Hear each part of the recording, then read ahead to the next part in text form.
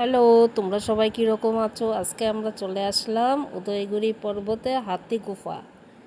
ওইখানে সবাই মিলে আমরা চলে আসলাম, কিন্তু অনেকটাই উঁচু ছিল। উঠতে গেলে বেশ ভালোই কষ্ট হয়ে যায়। ছোট ছোট গুফার মতো করা আছে এগুলো। আমি ওইখানে গিয়ে যা শুনলাম, এর মনি ঋষিরা নাকি এখানে ধ্যান করতো। তাই এই জায়গাটা খুবই ভালো লেগেছে, কিন্তু উঠতে একটু কষ্ট হয়েছে, অনেকটাই উঁচু। যারা উঠছে তারাই হাঁপিয়ে যাচ্ছে আস্তে আস্তে। আর চারিদিকে ফুলের বাগান, খুব সুন্দর লাগছিল জায়গাটা বেশ।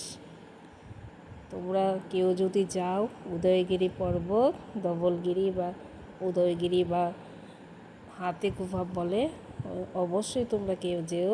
দেখো পাহাড়ের উপরে কি সুন্দর একটা মন্দিরও করা আছে। আমরা ওই মন্দিরটা যেতে পারিনি সময়ের অভাবের জন্য।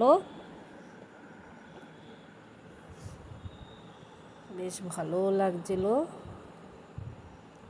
আস্তে আস্তে তো উঠলাম আমরা, খুব কষ্ট হয়ে গেছে। এখান দেখেন বয়স্করা টুক করে বসে পড়েছে চেয়ারের মধ্যে। ওরা আর পারছে না, উপরে উঠতে আর পারছে না। এখানে দেখে আমাদের বাড়ির লোকজনও বসে আছে।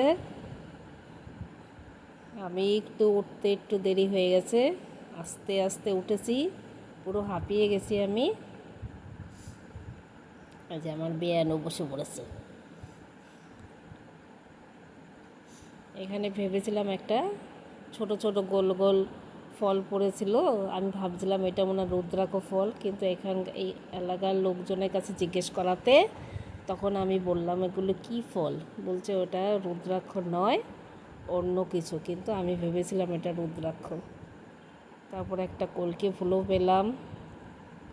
এগুলো সচরাচর দেখাও যায় না, কলকে ফুলগুলো। আস্তে আস্তে উঠে আমার বড়মশাই গিয়ে দেখি বাদরের পাশে গিয়ে বসে আছে। আমি বলছি হনুমানের পাশ থেকে সরে যাও, সামনে হচ্ছে হাতি গুফা। কয়েকটা হাতির মূর্তি রেখে দিয়েছে। এই এতগুলো সিঁড়ি পার করে আমি আস্তে আস্তে পাহাড়ের ওপরে উঠেছি, খুব কষ্ট হয়ে গেছে। আর আমার সব পার্টনারগুলো সব নিচেই বসে আছে। আমি তো তাও একটু কষ্ট করে উঠেছি বলে তোমাদেরকে ভিউটা দেখাতে পাচ্ছি।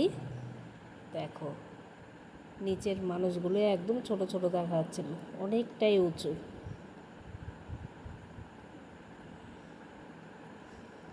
আর সামনের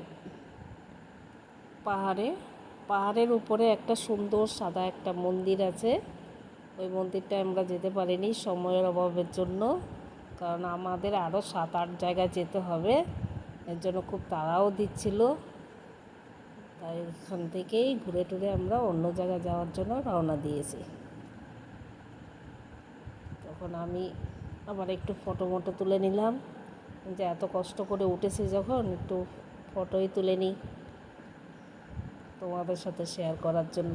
আমার ভিডিওটা যদি ভালো লাগে অবশ্যই লাইক করবে, শেয়ার করে আমার পাশে থেকো।